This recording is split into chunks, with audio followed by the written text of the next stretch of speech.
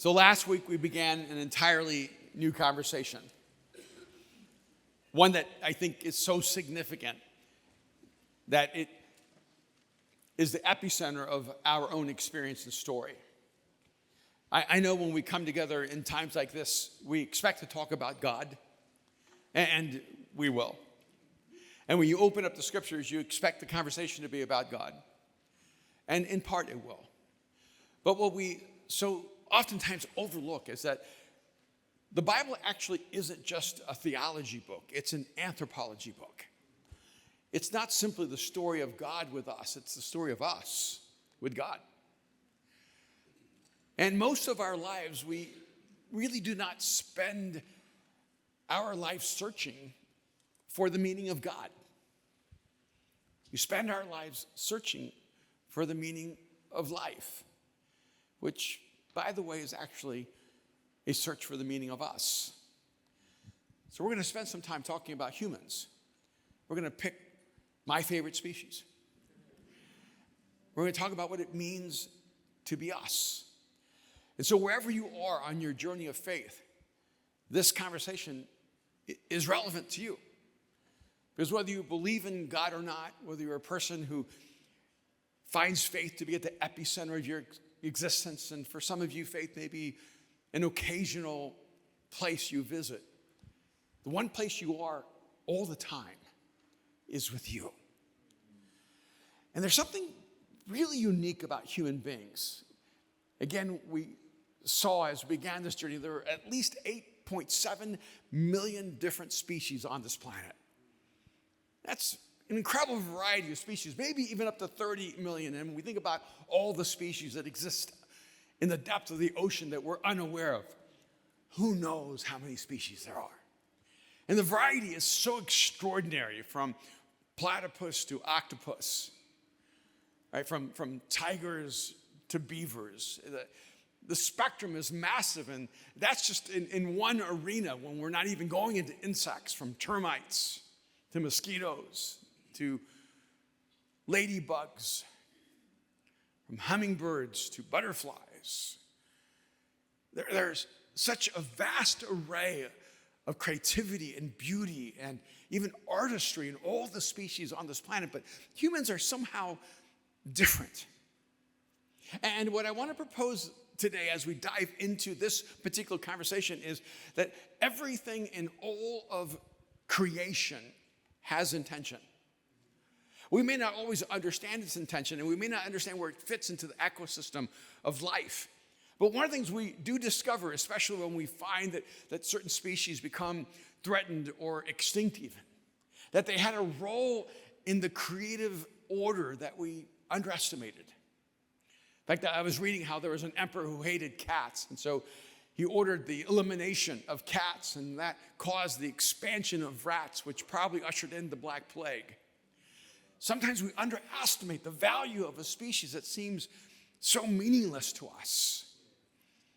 But what I can see with certainty is that every species has its intention. Everything in the created universe has its intention. Even gravity has intention. The atmosphere has intention. The core of this planet has intention. The gravitational pull of the alignment of planets in this solar system has intention. And without that intention, we would not exist in this moment alive. And yet there is one species that can actually live outside of its intention, and that's us. Human beings, and I hope you come to see this, human beings have the highest intention. Even if you only believe we're the most developed species in the created order, we have this high intention, but we're the only species that can live outside of our intention. No other species is waking up today going, what does it mean to be me? We're the only one. See, there are no other species that are in therapy because every other species knows exactly how to be its own species. So otters don't wake up going, I don't want to otter anymore. Killer whales, I want to be more peaceful. They don't wake up with this crisis of identity. They just are. There should be other species who struggle more than us. Zebras, Where do I fit in the whole DEI experience of life? And platypus, are they reptiles or mammals? Flounders, why is everything on one side? There are just so many species that should actually struggle with the sense of self, but they don't. They just are who they are. But we humans don't even know how to be human. And is it possible that that's a part of our own dilemma? It's why we experience things like despair and depression and anxiety and loneliness and fear. In fact, you can't even experience depression if you cannot imagine a different version of you. Depression lets you know that there's a gap between who you are and who you long to be, or the life you have and the life you long to have. All of these emotions that we put in this therapeutic space are actually just symptoms of the fact that we have lost our intention and do not know what it means to be human. So we began last week at the beginning of the human story, not the beginning of the story of God, but the beginning of the story of us. And we saw that human beings were created in the image and likeness of God, and we saw it in the backdrop of these beautiful artistic strokes where God creates, and he creates, and he creates, and he creates, and each time he says, that's good. And each time he says, and it was good, and it was good, and it was good. And I know sometimes we think that good is not as good as great, but good is not less than great, and great is not better than good. Good and great are different things. Great is usually about the excellence of something, but good is about the essence of something. And what God was actually saying was everything is a beautiful, elegant, profound expression of me, of his essence. But then he came to this culminating artistic moment, and he creates humanity. And the story actually separates the creation of you from everything else in creation. He says, I'm going to create humans in my image and likeness. And understanding that and all the implications of that are a part of, I think, the human confusion and the human journey. So we're going to fast forward to Hebrews chapter 11 and continue the discovery of what it means to be human and what it means to be us. In Hebrews 11, beginning in verse 1, we are told, now faith is confidence in what we hope for, and assurance about what we do not see. This is what the ancients were commended for. By faith we understand that the universe was formed at God's command, so that what is seen was not made out of what was visible. By faith Abel brought God a better offering than Cain did. By faith he was commended as righteous when God spoke well of his offerings, and by faith Abel still speaks even though he is dead.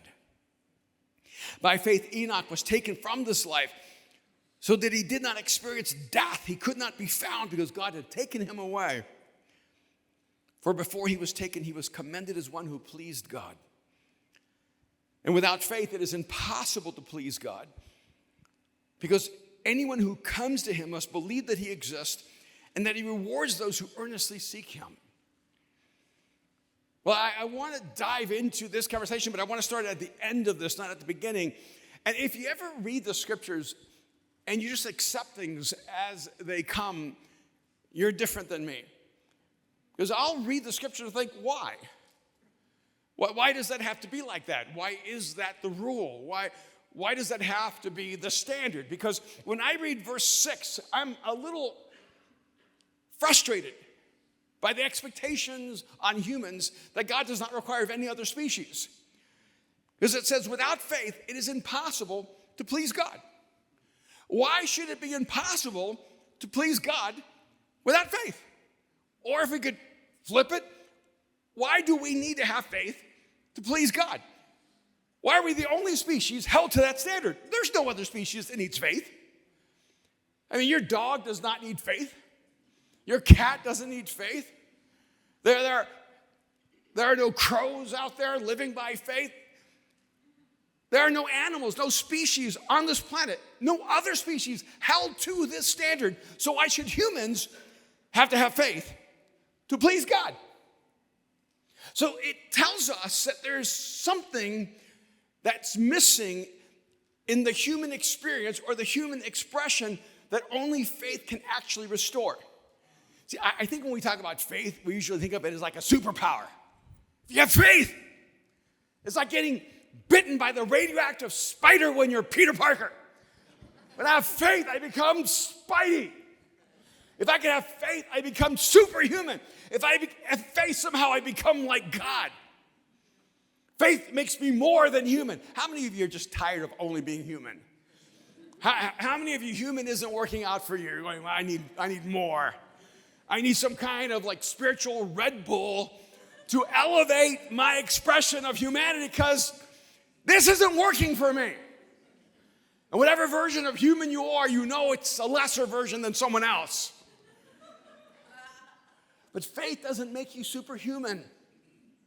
The reason it's impossible to please God without faith is that God creates everything with intention, and we're the only species that can live beneath our intention. And faith restores our intention. Faith doesn't make you superhuman. Faith makes you human. So when people are saying, well, I don't have faith, I don't believe in God, you actually have faith. You don't actually need to believe in God to have faith. You only need to be human to have faith. But you'll call it something else. I just recently did an amazing podcast with a new friend named Chris Williamson. He's a Brit. I mean, he's just like a proper Brit, and he's painfully good looking, incredibly intelligent, really eloquent. And I just loved having this conversation with him, but he asked me about faith. And he asked me, do you think faith is the opposite of fear? And I said, well, first of all, if you don't believe in God, you still have faith. You just use different words. You call it optimism. You call it hope. You call it destiny. It's amazing how many people do not have faith, but they believe in their destiny. Right? I'm just stepping into my destiny. It's already been written. You just need to step into your story. We all have that language. It's all the language of faith. Whether you believe that you're designed for it, created for it, called by it. And the dilemma, though, is that faith is actually a filler for many of us. Because what happens is that when you don't have faith, that space gets filled by fear. Because there's a dynamic relationship that human beings have with the future. In fact, let's go back up to the beginning now. Because if you cannot please God without faith, because faith makes you human again. Oh, and by the way, just before we go back up to verse 1, we all know there's something missing. We just don't always know what it is. And it's not even in this God space, it's just in this human space. Have you ever noticed that we use a language that betrays ourselves about our inhumanity? Oh, there it is, that's the phrase. How can something be inhuman if a human does it? Have you ever seen a horrific act of violence and you had that thought, that was inhumane? You never think to yourself, oh, that's just human.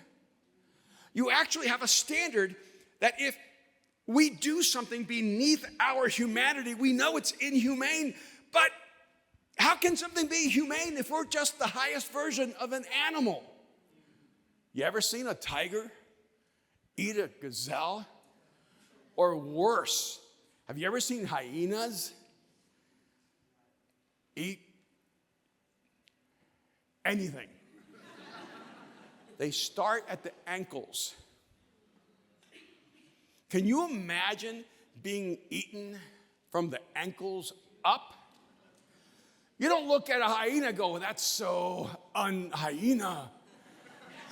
Right? You just go stay away from hyenas because that's what hyenas are. You don't watch a tiger devour an antelope, grab it by the throat, and begin eating it while it's still alive and go, that is inanimal. You just go, that's what tigers do. You ever read about those people who choose to have pets? Like they have a tiger as a pet or a crocodile as a pet or even an orangutan or a gorilla as a pet. And they raise that little tiger from a cub as their own. And then when the tiger is full grown, he eats them because that's what tigers do. And I've read articles about people who raised orangutans or gorillas, and then when they grew up, the gorilla beat them to death because that's what gorillas do. People have cobras as pets. You'll never earn that cobra's affection. There will never be a point where the cobra says, "Oh, I got you. I love you. You're my guy." Because cobras will do what cobras do, and you never expect to change the nature of the animal. Because tiger is always tiger, and snake's always snake. But humans don't seem to always human. And we can even identify it. In fact, our history of violence, of abuse, of war, a human history of rape and destruction, a human history of conquering and dominating, a human history of using power to oppress the poor, to advance injustice. What is that? Oh, well, if we're just animals, it's just human. Yet somehow your soul knows we were created for something more than that. We not only talk about inhumanity or inhumane acts, we also talk about unnatural. How can something be unnatural if we're just a species like every other species? My wife, Kim, she's from the mountains of North Carolina, so she's skewed in her perspective. Like, any of you ever take vacations to nature? What is that? I'm going out to nature. Right? Or like, I meet God in nature. Anybody act like that? How do you escape nature? Where do you go where there's no nature? Because if we're just an advanced version of all the other species, everything we create is just natural. Just concrete is our hive. Cities are our colonies. In fact, one time Kim and I were driving, I think, through Arkansas, and I'm actually very introverted, so when we drive, I don't talk. And I just enjoy and reflect and think. And we're driving, and she's very quiet, not trying to interrupt my quietness. And I'm seeing all these trees, green, lush, beautiful. And I break the silence by saying, look at all of this undeveloped land. It didn't go well. Like she said, undeveloped land? This is not undeveloped land. Those are trees, Erwin. Those are trees. God created trees. This is nature. And I said, honey, if we're all just animals, cities are nature too. She said, shut up. But isn't it odd that what we create feels unnatural? Because we're the only species that creates plastic. We create things that seem to be inorganic. How is something inorganic when it's created out of a created order? See, somehow we know that even though we're created in nature and we are part of creation, that there's something about us that also is set apart outside of creation and outside of nature. And I want to propose to you, it's because you're created in the image of God. And you're not supposed to be simply the advanced version of all the species on earth, but a distinct creation as an expression of the divine nature. So what does faith look like? So verse 1 tells us. Now faith is confidence in what we hope for and assurance about what we do not see. So this gives us a guideline for how we reclaim our humanity. So I'm not going to tell you how to live a superhuman life. I'm going to teach you how to have a human life. And he tells us that what faith does is restores something interesting in us. It gives us confidence in what we hope for. It connects us in a unique way to the future. How many of you have more confidence in what you have than what you hope for? In fact, I'm going to suspect everyone. We all naturally seem to have more confidence in what we have than what we hope for. And yet what the scriptures are actually telling us is that when you reclaim your humanity, you have more confidence in what you hope for than what you have. And when you live a subhuman life, you have confidence in what you have more than what you hope for. Now, interesting thing about hope. Hope cannot exist in the past. That's called regret. So hope can only exist in the future. Hope doesn't even exist in the present. Hope only exists in something you do not have or something you are not or have not been to. It has to be in the future. So hope is like throwing something into the unknown and going, I'm going after that. So what that tells us is that unlike any other species, humans have a unique connection to the future. You're not supposed to be existential. You're not supposed to only, quote, live in the moment. It's a beautiful thing to live fully present in the moment. It is a foolish thing to believe this moment is disconnected from the future. The future comes out of the present. But we have more confidence in what we have than what we hope for. How many of you are single? Raise your hand. Just kind of curious. Okay. How many are dating? How many of you desperately need a mixer? Okay, because like, wow. I'm gonna talk to the ladies for a minute, okay? Because this happens a little more over here. And you ever just sit around with your girlfriends and talk bad about your boyfriend?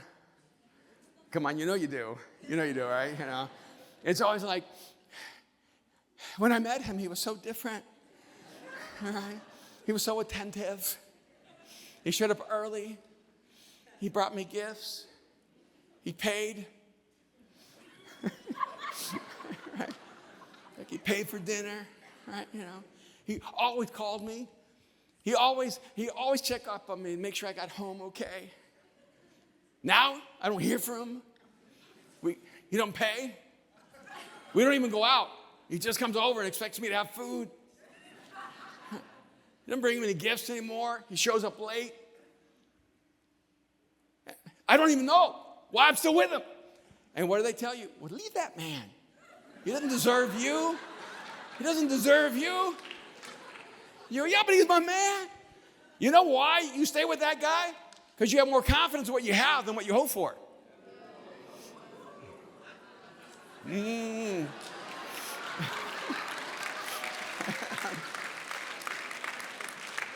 But it gets even dumber than that. You're hoping that what you have will become what you hope for. But he's not what you hope for, he's what you have.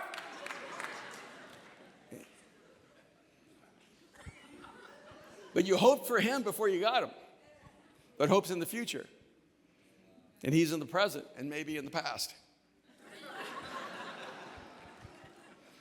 You'll stay in a bad relationship because you have more confidence in what you have than what you hope for. But it's the same thing with your job. Okay, I'm going to get more participation. How many of you have a job? Okay. It's LA, okay. I know the number one occupation in LA is I'm looking for a job. Yeah, it's like, you know. Yeah, so it's okay. All right. It's amazing how many people I meet who hate their job. And they complain. Oh, how many complain about your job? All the time. Come on. You're always complaining about your job. You complain about your boss. You're complaining about your coworkers, even though you're working from home. Like you complain about everything. You don't even want to go. You hate Monday. And you tell your friends, I hate my job. I mean, it's like a dead end. No one sees me. No one appreciates me. I'm not getting a promotion. They don't pay me enough money to do nothing. What do your friends tell you? Quit. It's not rocket science.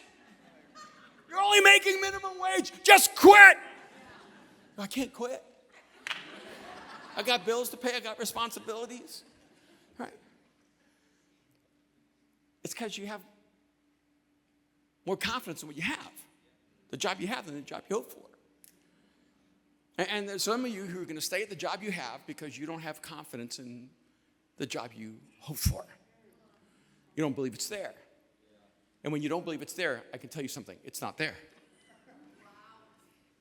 But sometimes I meet people, and this is a little bit of the tragedy of the relationships and the conversations I have. I meet people who hate their life. I'm not going to ask you if that's you. But do you know someone who hates their life? Like really, really well? You know them really, really, really well? Almost as if it were you?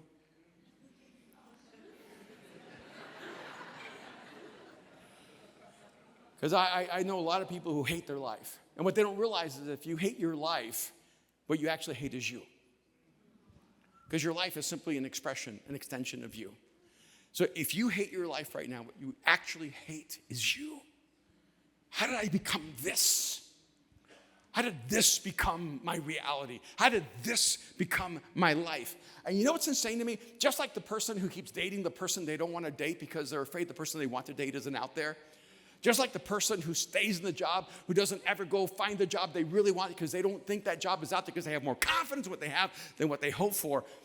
I meet people who hate their life, they hate themselves, and then I tell them there is a God who stepped into human history. His name is Jesus, and he will actually free you from the life you hate and give you a life you cannot imagine. And he will actually take the you hate and transform you to the best version of you. And they'll go, I don't know. I don't know if I want to give Jesus my life. I don't know what that will look like. Okay, let's work worst case scenarios. You hate your life. And you're going to be given a new life by God. Let's just say you're going to hate that one too. Because you're just a hater. At least you're going to have a new, fresh, exciting, creative life to hate. It only gets better. But actually, God comes to give you the life you're created to live, which, by the way, can only be lived by faith, because if you don't have faith, you will hold on to what you have rather than what you hope for. And by the way, this is what's going to make you a little crazy to other people, because it doesn't matter how successful you become. It doesn't matter how much you accomplish. It doesn't matter what other people think, because if you have confidence in what you hope for, you're never done. You're like, how can you risk everything? So you want to be able to risk everything. You want to have the kind of courage to create the future you long for? Stop putting confidence in what you have. Because the moment you stop putting your confidence in what you have and you put your confidence in what you hope for, you're not afraid to lose what you have. That's not where my confidence is. My confidence is in what's coming and what I'm creating. And you know, one of the most terrifying things in my life is meeting people my age. It is. It's like terrifying. You're my age. Wow. Am I nearly dead too? It's like, and then I meet people who are retired, and they're younger than me. And I'm like, wow. They ran out of things to hope for before they ran out of breath. I don't think you're ever supposed to live one day of life without your confidence being in what you hope for. And so you never lose that creative energy, because you are creators of the future. You ever wonder what makes humans different than every other species? I mean, bees create hives, ants create colonies, but humans create futures. I mean, it's kind of crazy. Bees also create honey, if you're the right kind of bee. In fact, there are animals called beavers that create dams. I've always thought that's kind of the coolest thing. You ever worry about like what is like my destiny, is my career? If you're a beaver, you just know. I'm an architect. Like, you just know. I build dams. Your father built dams. Your mother built dams. Your grandparents built dams. It's like, you never have a beaver identity crisis. Like, what should I do? What should I do? I think I should be a painter. No, you build dams. It's like, it's so simple, right? And I just wish that one day we would go see a bunch of beavers out there, and there's just like one hipster beaver building a bridge. Like, it would just be like the coolest thing. I'm not a divider, I'm a uniter, and you see, everything else has already been marked with their destiny. They have one intention, but humans, we get to reinvent ourselves. Our unique species, silkworms create silk, honeybees create honey, but humans create futures. But we do it so naturally, we don't even know we're doing it. We think someone else is creating the future. You ever think about where does the future come from? The future doesn't come from out there. The future comes from in here. And you're so designed to create futures that you don't even realize the choices you make create the future you will step into. Oh, in fact, I brought a really unique technology with me.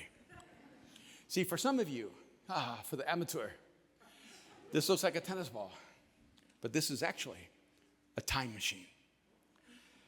And I've learned to travel through time. It's one of the skills I've developed over the years. And because, see, in this moment, I threw it down, but I was waiting for it in the future. And I knew exactly where it was going. Why? Because the choice I made in the present created the future I experienced that was coming. Now, some of you think the future is magic. It just happens. I don't know how this happened to me. I have an idea. In fact, years ago, I was working in the inner city. For a lot of years, I worked, with drug cartels and gangbangers and world of drugs and prostitution. And that was my other life. And I remember I had this group, and I had this guy. He was jacked. I mean, he was just jacked. And, of course, he had, like, a wife beater. I don't know what you guys call it. And I'm OG, so he had the wife beater on. He was, like, just ripped, everything like that. And so I called him up, and I said, hey, man, I want you to take this ball. I took this really, really hard rubber ball. And I said, I want you to throw it against this wall as hard as you can. He goes, I can't do that. We're, like, inside this building. So that's right. I'm renting it. Right now it's mine.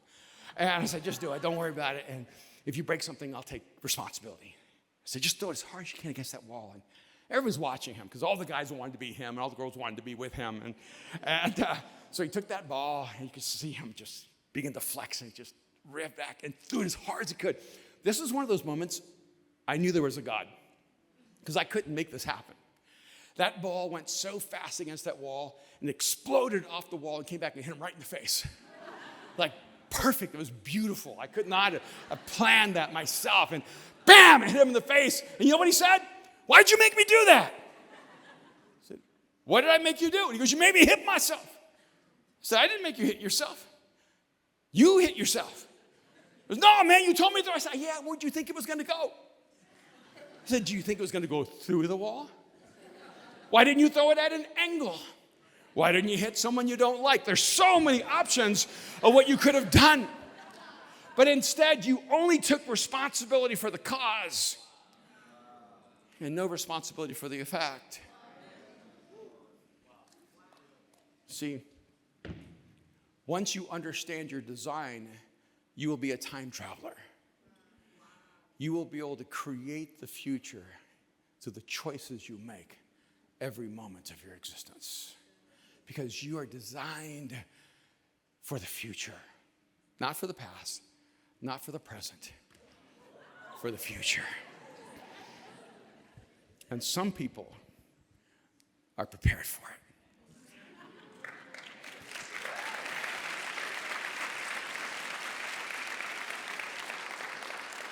I only have a few minutes left and so much more to talk to you about. Faith is confidence in what we hope for and assurance about what we do not see. You're designed for the future because you're creators of the future, but you're also designed for the invisible because that's where the material comes from which you create the future. Look at this. And assurance about what we do not see. Again, another question. Do you have more confidence in what you see or in what you don't see? Quick. Way more confidence in what you see, right? Because Carlos, like if I give you an opportunity, I say, look, I'll give you $100 that you can see or $1,000 you can't see. Which one are you going to take? You're taking the 100 you can see. I'm so disappointed in you. And but that's the way we humans live. We have assurance in what we see and not what we don't see. Here's the problem. Everything you see has already been created by someone else. So you are a dependent on someone else's dream. See, we humans create out of the invisible. You ever heard the phrase, the Latin phrase, ex nihilo? It means out of nothing, that God creates out of nothing. It's one of those great phrases that everybody thinks is in the Bible, but it's actually not the right understanding of how God creates. Listen to this. By faith, verse 3, we understand that the universe was formed at God's command so that what is seen was not made out of what was visible. So what God created, when God created the universe, he didn't create it out of nothing. He created it out of that which is not visible. There's a difference between not visible and not. Like the oxygen in this room, it's not visible, but it's here. If it were not here, if it was nothing, we would all suffocate. And we think God created out of nothing. We say God created out of nothing, but that's not what the Bible teaches us. The scriptures actually teach us that God created out of that which is not visible. He used invisible material. And what is the invisible material of God? His dreams, his ideas, his imagination. When I wrote my first book, An Unstoppable Force, the subtitle was Becoming the People God Dreams of. And the publisher came back and said, can't use that. I said, why? And he says, because God doesn't dream. I go, you don't think God dreams? No. I said, but God does dream. Doesn't matter. People don't believe God dreams. I said, so you're saying we can do something God can't do? Because humans dream. So you're saying I have a capacity that God does not have. That I could say, God, you should know, you should check out what dreaming's like. Because if you could dream, imagine what you could create.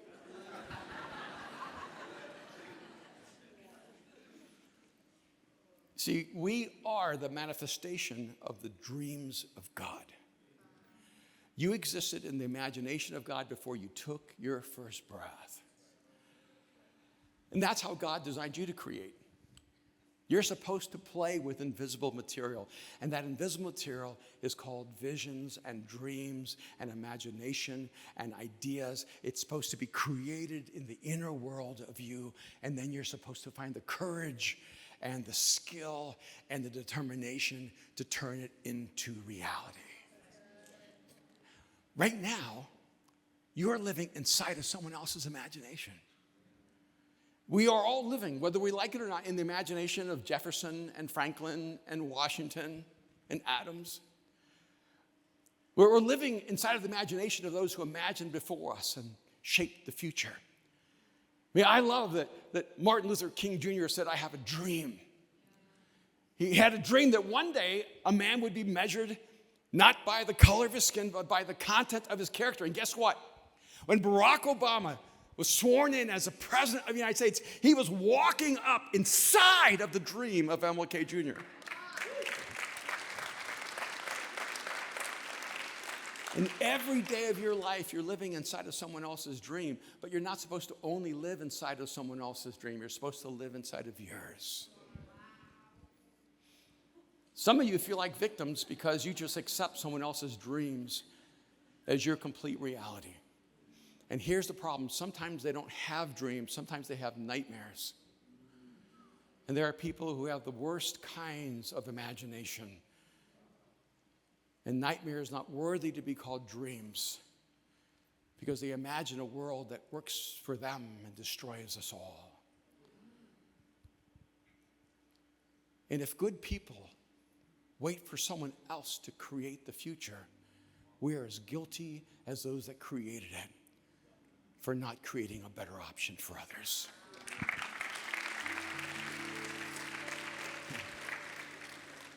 So we are the ones who have confidence in what we do not have, but we hope for, because we are the creatures of the future. And we have assurance in things unseen, not the things that are seen. Any animal can have confidence in what is seen. You are human. You have confidence in what you can only see in your dreams and your imagination and your visions of the future. You can only see it from within you, and then you turn it and you create it for the world. Imagine if you woke up every day and said, I'm a human. I live in the future invisible. I am a creator of the future. I don't have to live a passive existence hoping the future works out for me. I can live a proactive, courageous, dynamic future. I can live a life of faith where I create the future from the inside out. And by the way, there are other people who need you to have the courage to create your inner world into reality, because it will set them free too.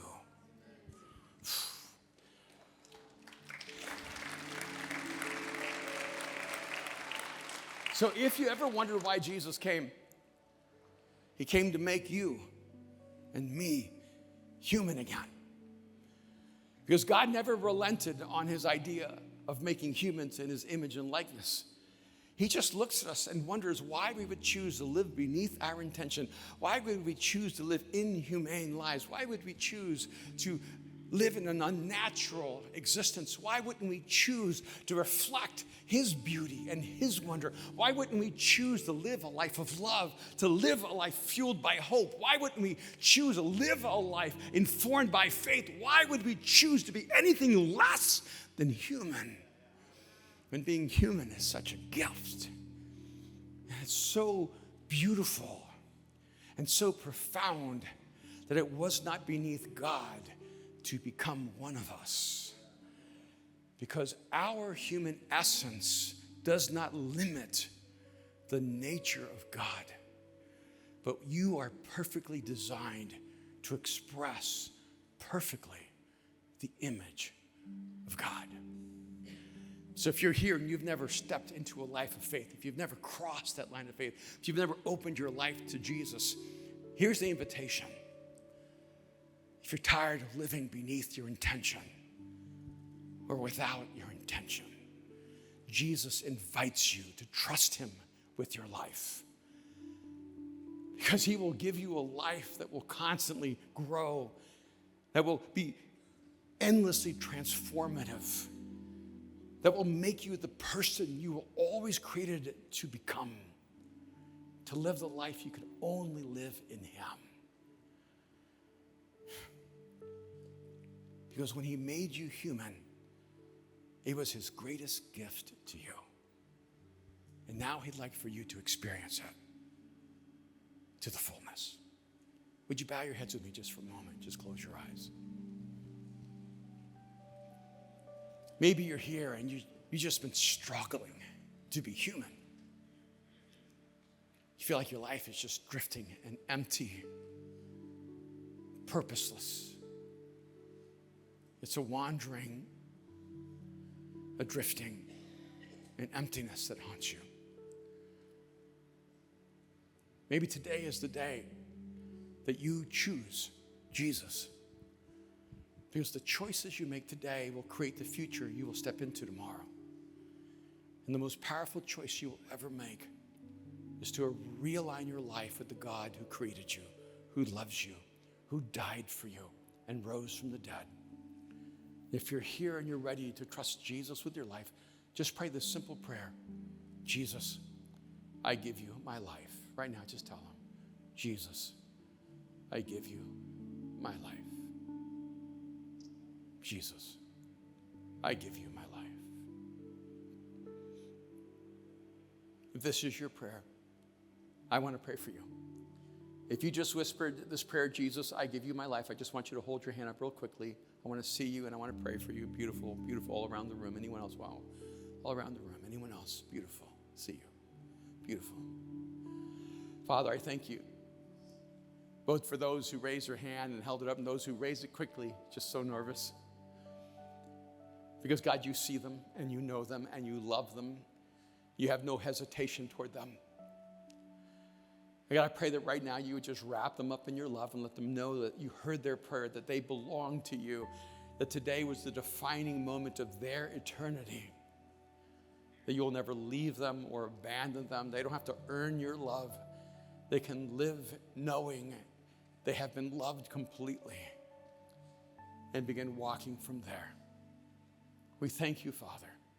And God, I thank you that you made us not only breath and dust, but you made us future invisible so that we could be fully human once again. We thank you in Jesus' name. Amen. Can we just thank God for everyone who responded to him this morning?